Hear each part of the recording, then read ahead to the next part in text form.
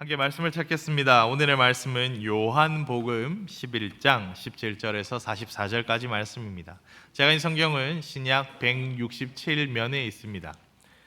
요한복음 11장 17절에서 44절까지 말씀을 우리 한 목소리로 읽겠습니다.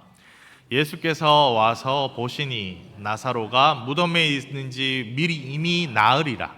베다니는 예루살렘에서 가깝기가 한 오리쯤 되매 많은 유대인이 마르다와 마리아에게 그 오라비의 일로 위문하러 왔더니 마르다는 예수께서 오신다는 말을 듣고 곧 나가 맞이하되 마리아는 집에 앉았더라. 마르다가 예수께 여짜오되 주께서 여기 계셨더라면 내 오라비가 죽지 아니하였겠나이다. 그러나 나는 이제라도 주께서 무엇이든지 하나님께 구하시는 것을 하나님이 주신 줄을 아나이다. 예수께서 이르시되 내 오라비가 다시 살아나리라. 마르다가 이르되 마지막 날 부활에는 다시 살아날 줄을 내가 아나이다.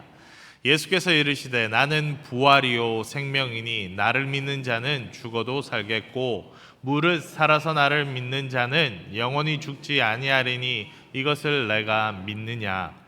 이르되 주여 그러하외다. 주는 그리스도시요 세상에 오시는 하나님의 아들이신 줄 내가 믿나이다. 이 말을 하고 돌아가서 가만히 그 자매 마리아를 불러 말하되 선생님이 오셔서 너를 부르신다 하니 마리아가 이 말을 듣고 급히 일어나 예수께 나아가매 예수는 아직 마을로 들어가지 아니하시고 마르다가 맞이했던 곳에 그대로 계시더라. 마리아와 함께 집에 있어 위로하던 유대인들은 그가 급히 일어나 나가는 것을 보고 곡하러 무덤에 가는 줄로 생각하고 따라가더니 마리아가 예수 계신 곳에 가서 배웁고 그 발 앞에 엎드려 이르되 주께서 여기 계셨더라면 내 오라비가 죽지 아니하였겠나이다 하더라.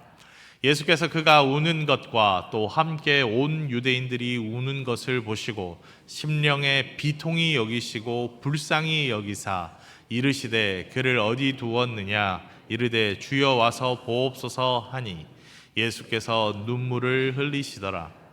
이에 유대인들이 말하되 보라 그를 얼마나 사랑하셨는가 하며 그중 어떤 이는 말하되 맹인의 눈을 뜨게 한 이 사람이 그 사람은 죽지 않게 할 수 없었더냐 하더라. 이에 예수께서 다시 속으로 비통히 여기시며 무덤에 가시니 무덤이 굴이라 돌로 막았거늘 예수께서 이르시되 돌을 옮겨 놓으라 하시니 그 죽은 자인 누이 마르다가 이르되 주여 죽은 지가 나흘이 되었음에 벌써 냄새가 나나이다. 예수께서 이르시되 내 말이 내가 믿으면 하나님의 영광을 보리라 하지 아니하였느냐 하시니 돌을 옮겨 놓으니 예수께서 눈을 들어 우러러 보시고 이르시되 아버지여 내 말을 들으신 것을 감사하니이다. 항상 내 말을 들으시는 줄을 내가 알았나이다. 그러나 이 말씀하옵는 것은 돌로선 무리를 위함이니 곧 아버지께서 나를 보내신 것을 그들로 믿게 하려 함이니이다. 이 말씀을 하시고 큰 소리로 나사로야 나오라 부르시니 죽은 자가 수족을 배로 동인 채로 나오는데 그 얼굴은 수건에 쌓였더라. 예수께서 이르시되 풀어놓아 다니게 하라 하시니라. 아멘. 오늘 말씀은 사실 요한복음 11장 전체의 내용입니다. 한 줄로 요약하면 이겁니다. 죽은 나사로를 예수 그리스도께서 살리셨다. 오늘 말씀 11장 전체로 보면 이렇게 묘사하고 있습니다. 나사로는 누구냐? 마리아와 마르다의 오빠입니다. 사도 요한은 마리아는 그럼 누구냐? 이 마리아가 그 유명한 예수님께 향유를 부은 사람이다 라고 기록하고 있습니다. 요한복음에는 계속 나사로, 마리아, 마르다 이 세 명을 예수님께 가장 사랑받았던, 특별히 예수님이 사랑하던 가족이다 라고 얘기합니다. 수요일마다 우리는 예수님의 이적을 통해 예수님이 누구신지, 우리 인생에 무엇을 바라보아야 하는지를 계속 이야기하고 있습니다. 사도 요한은 예수님께서 이적을 통해 예수님이 누구신지를 계속 보여주고 계셨다라는 것을 이야기하고 있습니다. 예수님은 단 한 번도 의심할 이유가 없었다. 왜냐? 예수님이 하는 모든 말과 모든 행동이 다 예수님이 누구신지, 이 땅에 오신 구원자 유일한 한 분임을 계속 드러내고 있었다라는 겁니다. 이게 지나고 나서 제자들이 우리 예수님 사실은 이런 분이에요 라고 왜곡하는 것도 아니고 갖다 붙여가지고 하는 게 아니라 예수님이 하셨던 그 모든 것들이 이분이 바로 그리스도, 우리의 구원자이심을 밝히 드러내었다라는 겁니다. 그래서 예수님께서는 오늘에 무엇을 하고 얘기하냐면 하나님의 영광을 위해 이 일을 한다. 예수님이 계속 얘기하시거든요. 오늘 말씀에도 그렇게 얘기하십니다. 나사로가 죽어갑니다. 병든 나사로 또한 마치 맹인이 그러했던 것처럼 누구의 죄 때문에 죽는 것이 아니라, 누구의 죄 때문에 이렇게 된 것이 아니라 이 모든 것 하나님의 영광을 위한 것이다 라고 예수님이 이야기하십니다. 그래서 예수님이 특별히 사랑하시는 나사로가 병들었다는 소식을 들으시고 즉각적인 조치를 안 하십니다. 능력이 없어서가 아닙니다. 나사로의 소식을 듣고 이틀이 지난 후에야 예수님은 나사로를 만나기 위해 유대로 가기로 결정합니다. 그런데 제자들이 말립니다. 유대로 가면 또 예수님을 반박하고 막으려 전다들이 돌로 치려 하거나 이럴 수 있으니 가지 말라고 막습니다. 그 만류를 뚫고 예수님은 가십니다. 예수님은 베다니로 가서 죽은 나사로의 누이들인 마르다와 마리아를 만납니다. 그리고 예수님께서는 마리아가 슬퍼하는 모습과 곡을 하는 사람들의 그 모습을 보고 마음 아파하시고 슬픔의 눈물을 흘리십니다. 그 후에 예수님은 무덤 앞에서 돌을 옮기라 말합니다. 마르다가 죽은 지 나흘이 되어 냄새가 난다고 말합니다. 그러나 예수님은 이때에도 하나님의 영광을 보리라 라고 말씀하십니다. 예수님은 자신의 말을 들으신 하나님 아버지께 감사드린 후 나사로에게 나오라 라고 얘기합니다. 그러자 죽은 나사로가, 죽은 지 나흘이 지난 그 나사로가 온몸에 배로 감은 죽었던 그 모습 그대로 살아났습니다. 오늘 말씀은 우리에게 무엇을 말합니까? 첫째, 우리 예수님은 우리의 슬픔을 아십니다. 여러분, 옛날에 성격을 말할 때나 그 사람이 어떤 사람이다 할 때 뭘로 얘기를 많이 했는지 혹시 기억나십니까? 태음인, 태양인, 소양인, 소음인 기억나십니까?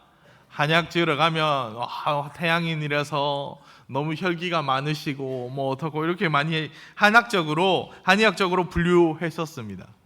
요즘엔 그런 얘기들 그 한약방 가야 좀 얘기하지 잘 안 하죠, 그죠? 옛날에 뭐 내가 태음인이고 생긴 게 소음인이시고 소양인이시고 뭐 이런 얘기 많이 했잖아요. 그 다음에 혹시 기억나십니까?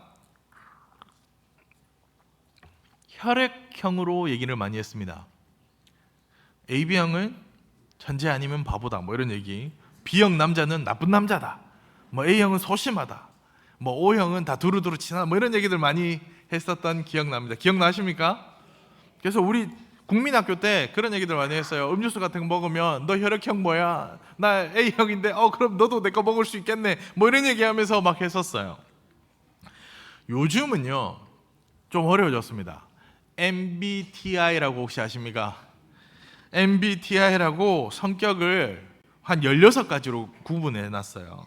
분석적이다, 계획적이다, 충동적이다, 감정적이다 뭐 이렇게 해가지고 구분을 했습니다.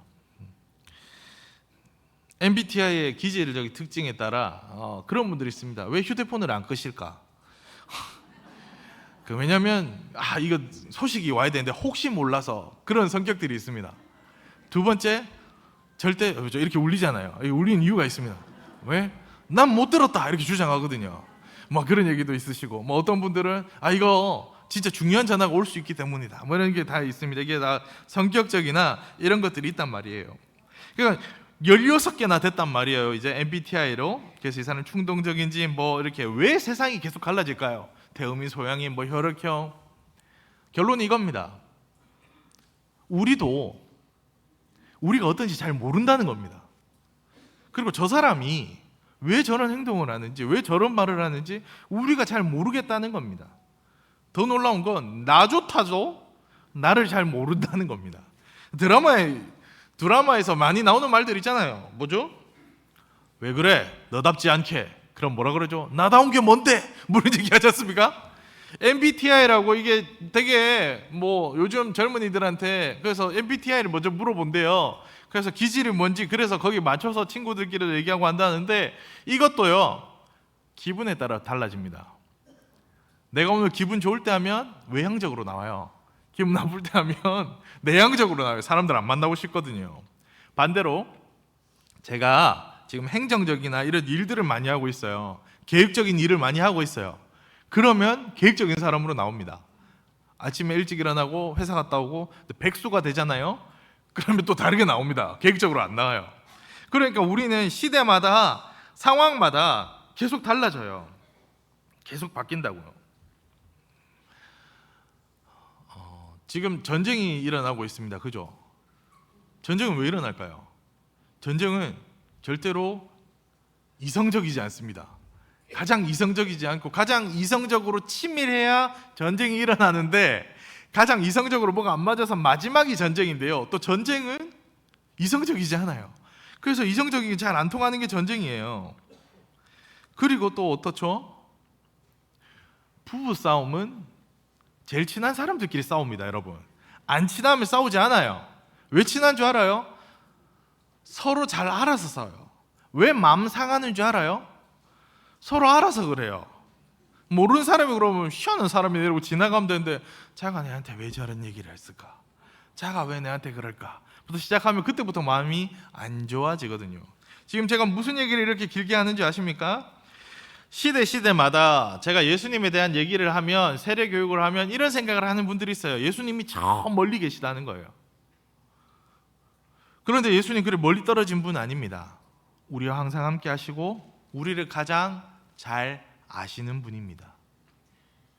예수님은 냉혈한처럼 메마른 심성을 가지고 계시지 않았어요.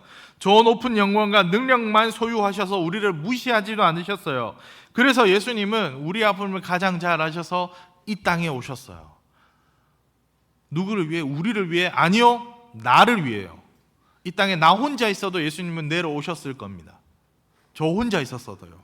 우리 시니어 여러분이 아니라 당신 혼자 계셔도 예수님은 오셨을 거라고요.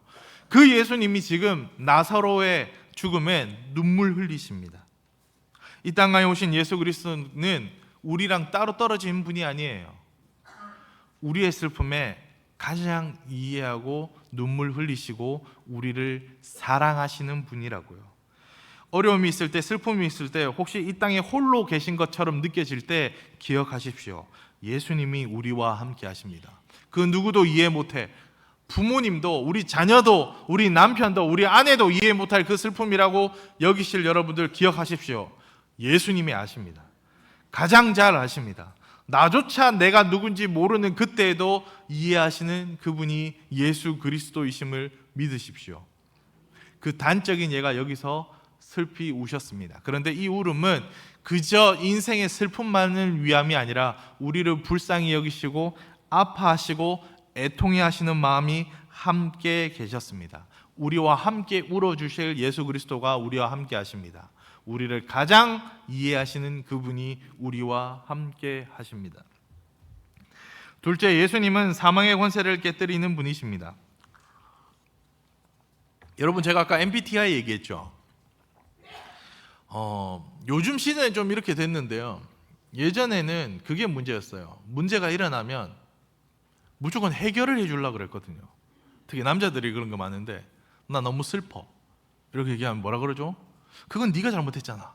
여기서 막 이렇게 전혀 공감이 안 되고, 난 지금 슬픈 얘기를 하려고 그랬는데 슬픔에 대해서 이거를 공감해 주는 게 아니라 문제를 해결하는 걸 막 얘기하는 거예요. 반대가 있습니다. 요즘 시대는 너무 반대가 돼서요, 울래요. 슬프지, 울어라. 눈물이 안 나는데 왜 울라 그래요?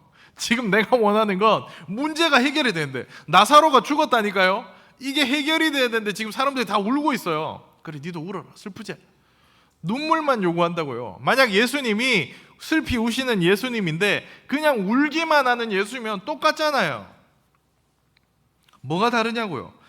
그러나 우리 예수님은 그냥 이 자리에 주저앉아 우는 분이 아닙니다. 이 예수님은 사망의 권세를 깨뜨리는 분이라고요. 모든 사람들이 죽음을 말했습니다. 나사로의 가족들도 예수님을 믿었으나 나사로를 다시 만나는 건 죽음 이후에 천국 가능한 일이라고 생각했습니다. 사람이 가장 현실적으로 받아들이는 방법이 죽음이래요. 현실의 벽은요, 여러분 진짜 벽은요, 죽음입니다. 돈이 떨어졌을 때 아니요, 살 길이 있습니다.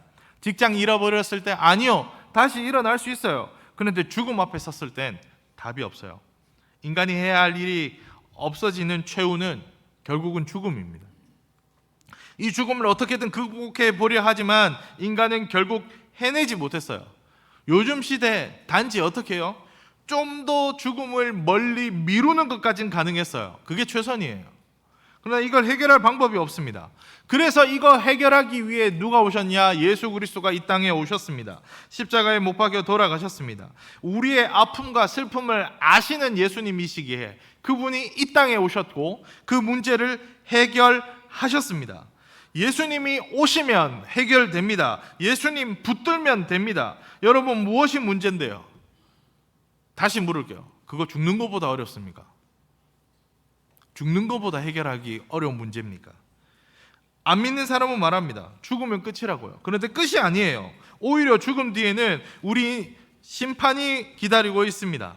그래서 우리는 확실히 보게 될 겁니다. 그러니 우리 문제가 있다면 예수님을 바라보십시오. 이 문제는 예수 그리스도만 극복할 수 있습니다. 모든 권세가 예수 그리스도의 발 앞에 무릎 꿇게 됩니다. 예수 그리스도만이 우리의 해결책 되십니다. 이 땅 가운데 어려움이 있을 때마다, 모든 두려움이 올 때마다 기억하십시오. 죽음의 권세를 무너뜨리는 단 하나의 이름, 예수 그리스도가 우리와 함께 하십니다. 어려움이 있습니까? 그 슬픔을 가장 아시는 분이 예수 그리스도입니다. 그런데 이분은 답 없이 그냥 울어주는, 나랑 공감해주는 한 사람. 근데 우리 인생에 말하죠, 그 우는 한 사람만 있어도, 공감해주는 사람 한 사람만 있어도 살 수 있다고요. 그런데 우리를 살아가는 그분이 우리를 살 수 있게만, 이 땅 가운데 사는 것만 이해해 주는 것이 아니라 우리의 죽음의 문제마저도 해결할 수 있는 분이 이분이라고요. 그러니 예수 그리스도를 부르십시오. 그것이 우리 길입니다. 셋째, 우리를 예수 그리스도께서 오늘도 부르고 계십니다. 오늘 말씀에 예수님께서 동굴에 돌을 치우라고 얘기해요. 우리나라는 무덤을, 땅을 파서 하는데 이스라엘은 돌을 깎아서 만듭니다. 그리고 큰 돌로 막아요. 그리고 헷갈릴까봐 돌에 회를 칠합니다. 그래서 색칠을 해놔서 이게 무덤이구나, 동굴이 아니구나, 이렇게 알게 된다는 거죠. 그래서 지금 돌을 옮기라는 건 지금 이제 문제가 있어요. 돌을 옮기라는 건 그 안에 썩은 이제 시체가 들어있는데 그거 하라는 거거든요. 문제는 나흘이 지났다는 겁니다. 여러분, 왜 하필이면 사흘이 아니라 나흘이냐면, 사흘이 지나면 이스라엘 사람들은 나흘부터 시체들이 썩는다 생각했어요. 사흘까지는, 우리나라도 그런 게 있습니다. 사람이 죽으면 3일장을 보통 치렀어요. 이유가 있었습니다. 옛날에는 기력이 좀 떨어지고 맥이 안 짚히면 사람이 죽었다 생각했어요. 여러분, 근데 맥이 안 짚혀도요, 호흡이 돌아오면 사람이 삽니다. 그러니까 옛날에 어르신 중에 집집마다 그런 분들이 있을 거예요. 병풍 쳐놨는데 어르신이 아이고 하면서 일어났다, 뭐 이런 얘기 듣거든요. 염까지 다 했는데 어르신이 막 풀더니 일어났다, 뭐 이런 얘기들이 있잖아요. 그게 옛날에는 그러니까 사흘 정도 기다려보는 겁니다. 왕들은 그래서 왕 꼭대기, 궁궐 꼭대기에 올라가서 왕의 속옷을 들고 복을 3번 외칩니다. 복, 복, 복, 돌아오라고요. 영혼 돌아오라고요. 근데 그렇게 깨어난들이 있는데 나흘이 되면 이제 시체가 부패하기 시작하거든요. 사람들이 그때부터는 끝났다라고 생각하는 거예요. 그 시간에 예수님이 오셨습니다. 그러니까 사흘을 뛰어넘어서 나흘이면 안 되겠느냐, 그거 얘기하는 겁니다. 나흘이라도 난 가능하다라는 걸 지금 이 사건으로 보여주는 겁니다. 완전히 끝났다고 생각할 일에 예수님은 못하실 일이 없습니다. 예수님께 생명이 있습니다. 그 예수님의 부름에 누가 응답합니까? 완전히 죽었다고 생각하는 나사로도 예수님이 부를 때 일어났다면, 아니 살아있는 우리가 응답해야 되지 않겠습니까? 예수님이 오늘도 부른다고요. 예배의 자리로 나오라고요. 예수님이 오늘도 얘기한다고요. 내가 너희를 사랑한다고요. 그리고 우리에게 말씀하십니다. 복음을 전하라고요. 주님을 우리가 불러서 주님이 오시는 게 아닙니다. 주님이 우리를 부르시고 우리가 응답해야 하는 겁니다.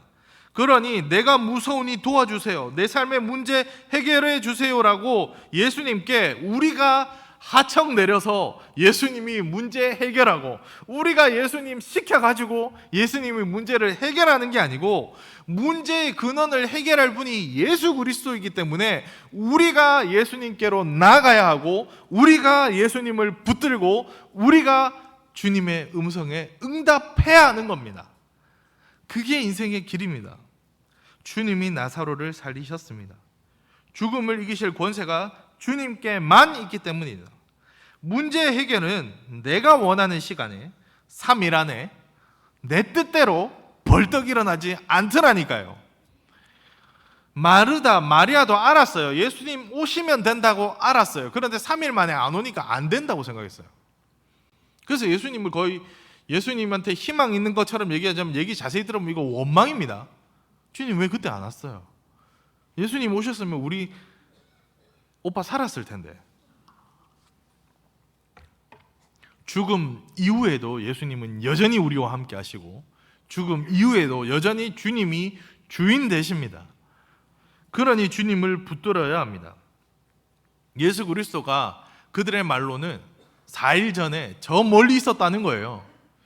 예수님이 4일 전에 오셨으면 됐는데 저 멀리 있어가지고 문제를 해결 못했다는 겁니다. 그 예수님이 이제 왔는데 끝났다는 거예요. 이거 해결이 안 되는데 지금 오시면 어쩝니까? 그래도 나중에는 우리 만날 수 있으니 지금이라도 오셨으니 감사합니다. 이건 말이 아니라고요. 주님은 단 한 번도 멀리 계시지 않아요. 항상 우리와 함께 하십니다. 어떻게 해요? 우리가 주님을 영접하는 그 순간부터요. 그래서 제가 뭐 하라 그럽니까? 세례 받으시라고요.